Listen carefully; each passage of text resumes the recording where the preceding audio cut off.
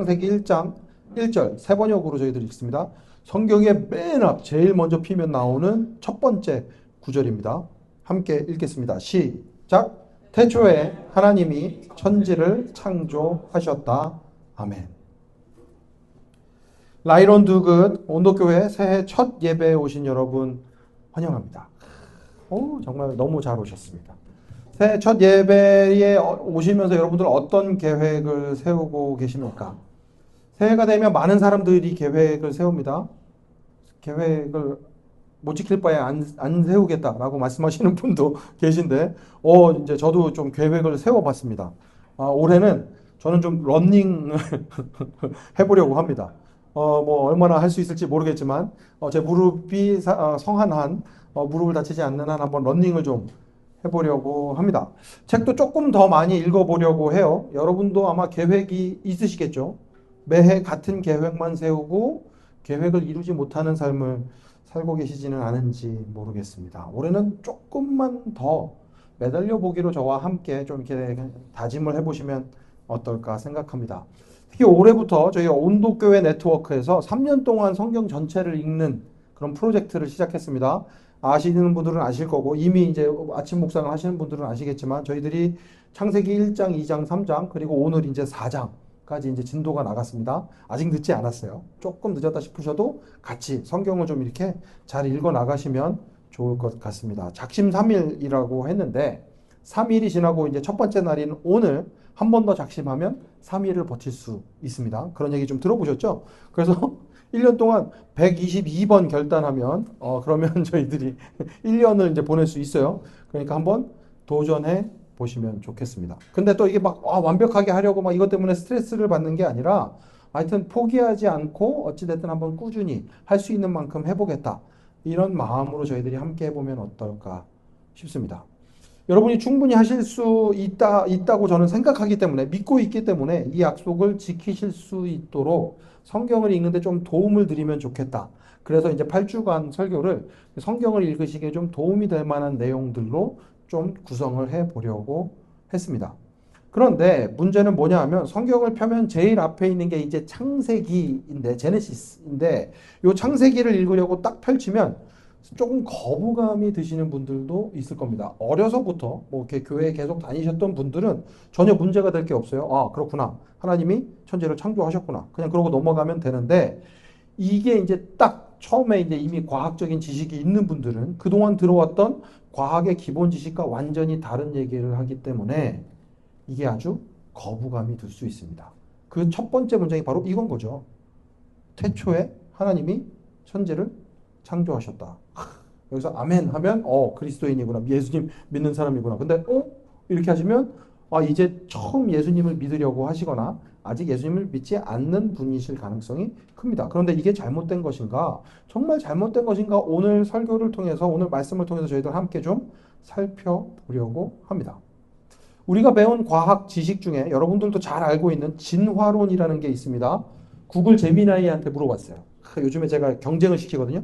제미나이랑 챗GPT한테 경쟁을 시키는데 얘네 되게 웃겨요. 근데 하여튼 이게 뭐 이렇게 제미나이에서는 진화론을 이렇게 설명합니다. 찰스 다윈의 자연 선택 이론을 핵심으로 생물 종이 환경에 적응하며 서서히 변화하고 다양해지는 과정을 설명하는 과학 이론입니다. 자연의 법칙에 따라 이것들이 이렇게 뭐 이렇게 그 자연 법칙에 따라 상황에 맞는 것들이 점점 더 이렇게 진화가 되어지고 그런 것들이 이제 생의 종의 특징으로 이제 나타나게 된다. 뭐 이런 얘기를 이제 하고 있는 거죠. 오늘 조금 이렇게 머리 아픈 얘기들이 좀 나올 거예요. 그러려니 하십시오. 그냥 이제 뭐 중요한 것들만 기억하시면 돼요. 중요한 것, 예빈아, 여기서부터 놓으면 안 돼? 아직 놓으면 안 돼? 아직은 그렇게 어려운 때가 아니야. 그래서 창세기 1장과 2장을 읽어보면 하나님께서 며칠 만에 6일 만에 세상을 만드시고 7일째 되는 날에는 쉬셨다고 기록을 하고 있습니다. 근데 진화론과는 맞지 않는 거죠. 진화론은 굉장히 오랜 시간에 걸쳐서 생물이 이제 진화해 왔다라고 이야기를 하는데 여기서 이게 피할 수 없는 갈등이 생깁니다. 와, 나는 하나님을 믿는데 이 과학에서는 이렇게 진화론에 대해서 이야기를 할까? 그렇다면 예수님 믿는 사람들은 진화론이나 이런 과학과는 완전히 동떨어진 삶을 살아야 되는가? 실제로 그렇게 살아가는 사람들도 있습니다.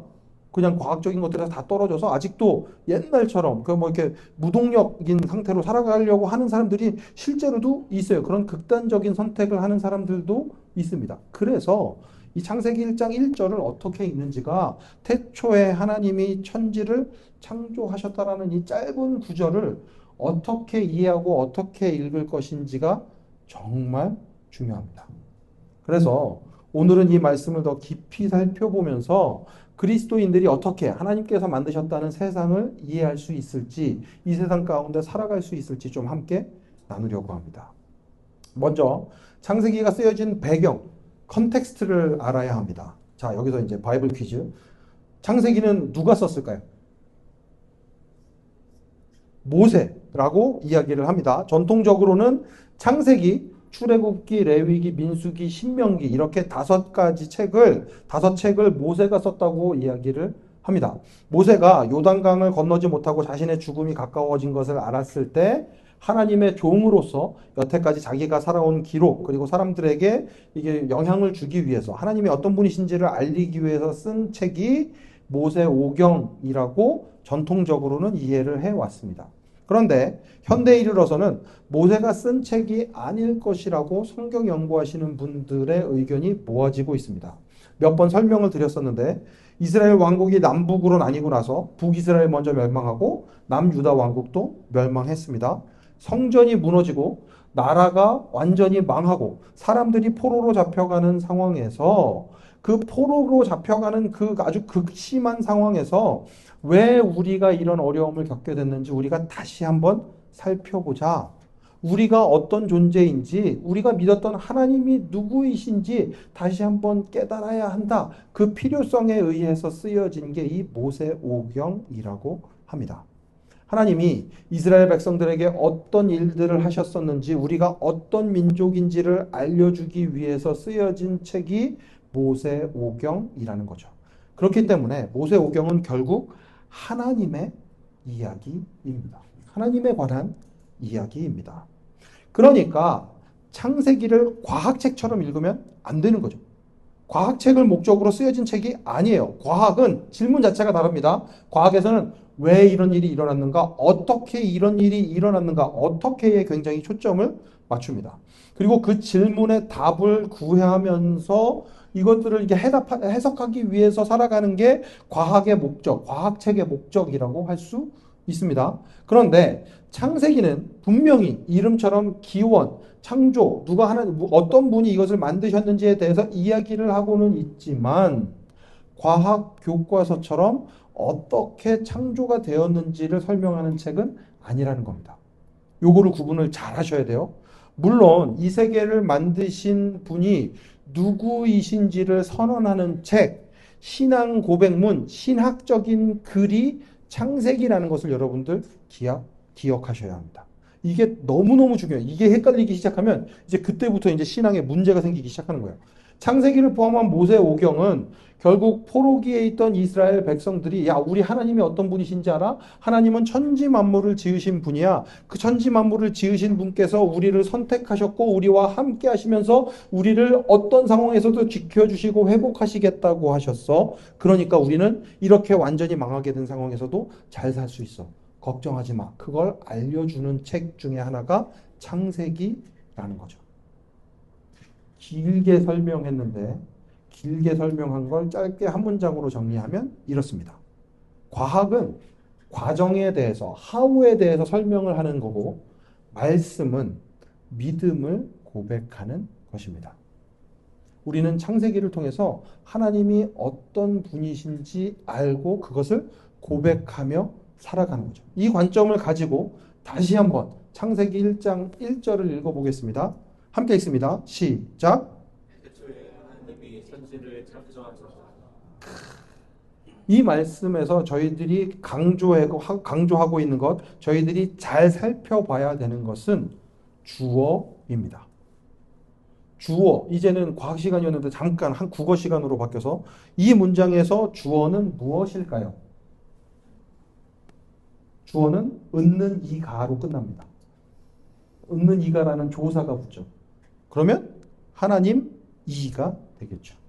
하나님이 주어 태초라고 이야기를 하는데 이 태초라는 것이 굉장히 재미있습니다. 원어로 보면 아무것도 없다가 무엇인가가 생기는 순간, 무에서 유가 생기는 순간, 시간과 공간이 전혀 없다가 시간과 공간이 갑자기 생기는 시간의 원점, 시간의 기원이라는 뜻을 가지고 있습니다. 이전까지는 시간도 없었고 공간도 없었어요. 의미가 그 시간이 당연히 일정하게 흐른다라고 이야기를 하지만 하나님이 천지창조를 하시기 전에는 그 시간도 흐르지 않았던 거죠. 이게 이해하기가 엄청 어렵습니다. 그렇구나 그냥 그렇게 생각하시고 넘어가시면 돼요. 이런데 하나님께서 그 아무것도 없던 시간과 공간 그 아무것도 없던 그곳에서 하나님이 천지를 창조하셨습니다. 모든 성경의 첫 번째 책인 창세기의 첫 번째 문장은 천지를 만드신 분이 누구이신지를 선포합니다. 누구이신지를 아주 명확하게 밝힙니다. 하나님이 만드셨다는 거죠. 이게 가장 중요한 고백입니다. 이 고백 이후로 이어지는 하나님의 창조에 대한 기록들은 창조에 대해서 하나님께서 이걸 어떻게 만드셨는가에 대해서 설명을 하는 게 아니라 이건 역시 하나님께서 천지 만물을 만드셨습니다에 대한 선포, 신앙적인 선포인 거죠. 그러니까 그 how를 어떻게 채워나갈 것인지에 대해서는 과학의 영역으로 남겨둘 수 있다는 겁니다. 이렇게 대화가 시작이 되는 거예요. 여기에서 중요한 거, 저는 절대로 하나님이 천지를 만드신 게 아니다라고 얘기하지 않았어요. 하나님께서 만드셨는데 그 how에 이런 부분들이 어떻게 포함될 수 있는지가 중요하다는 거죠. 우종학 교수님이라는 분은 이 부분을 과학과 신학의 대화라고 표현을 합니다. 여태까지는 사람들이 과학과 신학은 같이 갈 수 없다고 생각했었어요. 이거는 하나님을 믿는 거랑 과학이 어떻게 같이 갈 수 있어. 그런데 하나님의 그 신학의 선포가 하나님께서 주인 되신다는 그 선포가 오히려 과학의 도움을 받아 설명이 될 수 있다라는 거죠. 이렇게 생각하면 진화론에 대해서도 다르게 생각할 수 있습니다. 이 부분 좀 어려우실 수 있어요.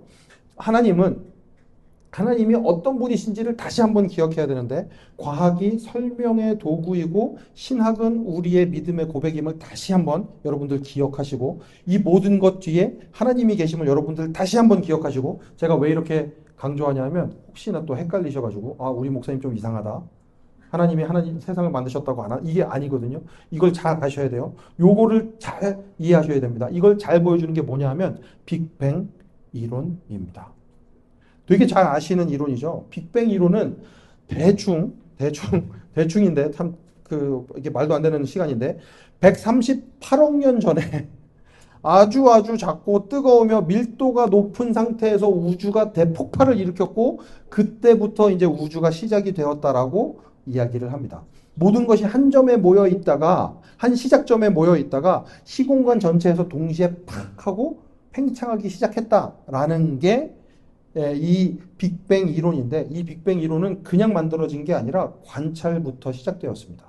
이 세상에서 우주가 어떤 모습인가를 확인을 하다 보니까 어떤 일이 벌어졌는가 하면 관찰을 해보니까 우주가 계속해서 팽창하네. 점점점 더 팽창을 하고 있네. 그러면 반대로 생각하면 시간이 거꾸로 올라간다고 생각하면 팽창을 했으니까 반대로 언젠가는 한 점에 모여지는 공간이 있겠구나.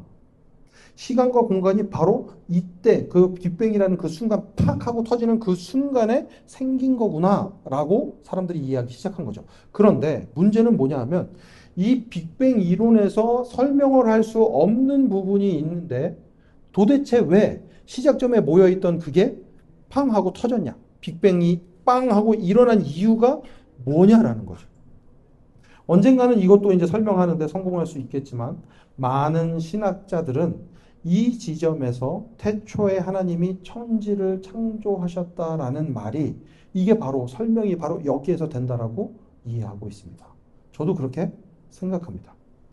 과학과 신학이 만나는 지점이 되는 거죠.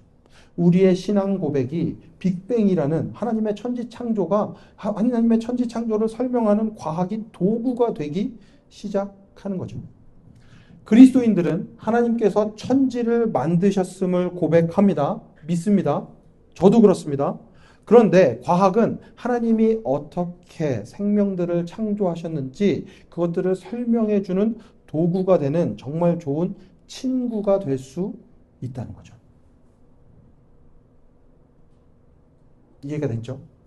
아, 네, 감사합니다. 이 부분이 조금 어려우실 수 있어요. 이게 이 부분이 그런데 확실하지 않으면 요 부분이 확실하지 않으면 이게 너무너무 어렵습니다. 신앙을 계속해서 가지고 가기가 너무 어려워요. 여기에 대해서 한 가지 더 살펴볼 게 있는데 하나님이 천지를 만드시고 나서 그러면 이제 우리를 그냥 내버려 두신 게 아닌가 그런 생각이 들 수 있습니다. 그럼 자연 법칙에 의해서 그냥 알아서 돌아가는 거구나. 하나님은 이제 아무런 상관도 없으신 게 아닌가? 그렇지 않다는 거죠. 그리스도인의 고백은 하나님이 천지를 만드셨을 뿐만 아니라 지금도 그 안에서 역사하고 계시다는 것이 우리의 고백입니다. 그렇게 고백할 수 있는 근거가 시편 104편에 있습니다. 구절을 제가 꽤 많이 가지고 왔어요. 한 11구절 정도가 되는데 이건 너무 중요해서 좀 같이 읽을 수 있으면 좋겠습니다. 함께 읽습니다. 시작. 주님께서는 땅의 기초를 든든히 놓으셔서 땅이 영원히 흔들리지 않게 하셨습니다. 옷으로 몸을 감싸듯 깊은 물로 땅을 덮으시더니 물이 높이 솟아서 산들을 덮었습니다. 그러나 주님께서 한번 꾸짖으시니 물이 도망치고 주님의 천둥 소리에 물이 서둘러서 물러갑니다. 물은 산을 넘고 골짜기를 타고 내려가서 주님께서 정하여 주신 그 자리로 흘러갑니다. 구절로 이어집니다. 주님은 저 경계를 정하여 놓고 물이 거기를 넘지 못하게 하시며 물이 되돌아와서 땅을 덮지 못하게 하십니다. 주님은 골짜기마다 샘물이 솟아나게 하시어 산과 산 사이로 흐르게 하시니 들짐승이 모두 마시고 목마른 들나귀들이 갈증을 풉니다. 하늘의 새들도 샘 곁에 깃들며 우거진 나뭇잎 사이에서 지저귀입니다. 누가 높은 곳에서 산에 물을 대해 주시니 이 땅은 주님께서 내신 열매로 만족합니다. 주님은 들짐승들이 뜯을 풀이 자라게 하시고 사람들이 밭가리로 채소를 얻게 하시고 땅에서 먹거리를 얻게 하셨습니다. 사람의 마음을 즐겁게 하는 포도주를 주시고 얼굴에 윤기가 나게 하는 기름을 주시고 사람의 힘을 북돋아주는 먹거리도 주셨습니다. 시편 104편이 이거보다 훨씬 더 긴데 3분의 1 정도만 저희들이 발췌해서 읽었습니다. 이 시편이 노래하는 것은 무엇인가? 세상 모든 것이 하나님의 섭리 안에 있다는 것입니다. 해가 뜨는 것도, 해가 지는 것도, 사계절이 오는 것도, 생명이 태어나고 사라지는 것도, 우리에게 먹거리가 생기는 것도 세상 천지 만물을 다스리시는 하나님의 섭리가 있기에, 하나님의 질서가 있기에 우리들이 이 세상 가운데 살아갈 수 있다는 고백입니다. 그렇기 때문에 하나님의 창조는 이미 다 이루어진 끝난 일이 아니라 지금 이 순간에도 이루어지고 하나님은 지금도 일하고 계시다는 고백이 우리 안에 있는 거죠. 그렇기 때문에 걱정하지 않을 수 있습니다. 지금 당장 가끔 이제 그런 생각하시는 분들이 있어요. 정말 기발하신 분들은 지금 당장 자전이 멈추면 지구가 이렇게 돌아가는 게 딱 멈추면 어떻게 되지? 그러면 세상이 망하는 거죠. 그런데 그럴 일은 없다. 왜? 하나님이 이미 일하고 계시기 때문에. 하나님은 지금도 일하고 계시기 때문에. 불안하지 않고 우리가 살아가는 이 세상이 하나님의 손 안에 있음을 알기 때문에 우리들이 안심하고 살아갈 수 있는 거죠. 그래서 창세기 1장 1절을 읽을 때 그리스도인이라면 특별히 더 감동이 있어야 합니다. 그렇구나. 하나님이 천지를 창조하셨구나.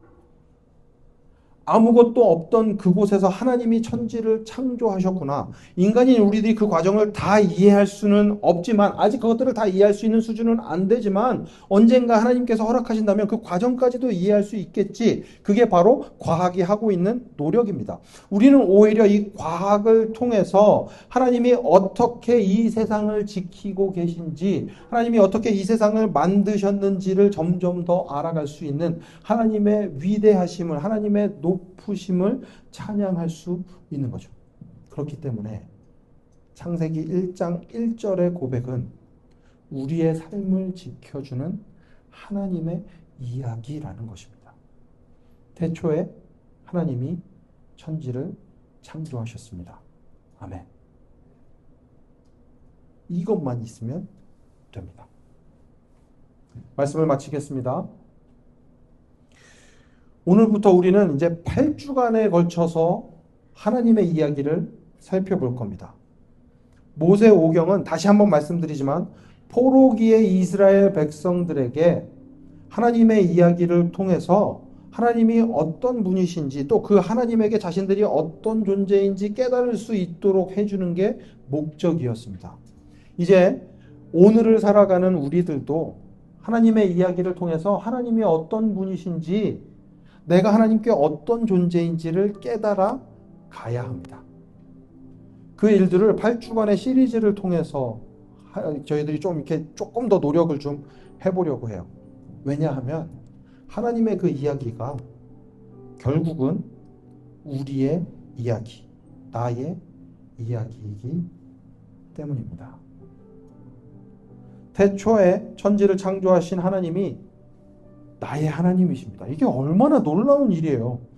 태초에 일하고 계신 하나님이 지금도 일하고 계시면서 여러분들을 지켜주신다니까요. 이 이야기를 들었을 때 태초에 하나님이 천지를 창조하신 우와 그 하나님이 내 아버지야. 그 하나님이 나를 아시는 분이야. 심지어 나를 위해 십자가에 달려 죽으셨대. 하나님의 이야기는 그냥 하나님의 이야기가 아니라 옛날 이야기가 아니라 지금도 살아 숨쉬는 나의 삶 가운데 역사하는 놀라운 이야기입니다. 그걸 알아가시면 좋겠어요. 아 그렇구나. 이게 그냥 옛날 얘기가 아니구나. 창세기로 아니요. 창세기는 그냥 옛날에 그냥 있었던 그 일들을 기록해 놓은 게 아니라 지금도 나의 삶 가운데 역사하시는 하나님이 여러분들에게 이야기하는 그것임을 여러분들 기억하셔야 하겠습니다. 새해 첫날 예배에 오신 모든 온도교회 성도 여러분 기대하십시오. 그리고 기도하십시오. 하나님의 이야기가 나의 이야기가 되는 놀라운 순간이 여러분들의 삶 가운데 일어나게 될 것입니다. 오늘도 하나님은 여전히 일하고 계십니다. 여러분들의 삶 가운데 놀라운 일들을 행하고 계십니다. 그러니 앞으로 8주 동안, 8주가 아니라 3년 동안 하나님의 말씀을 잘 읽으면서 이 이야기가 어떻게 나의 이야기가 되는지 경험해 보시는 여러분 되시면 좋겠습니다. 하나님의 이야기는 또 나의 이야기이기도 합니다. 그 놀라운 순간을 경험하는 여러분 되시기를 간절히 축원합니다.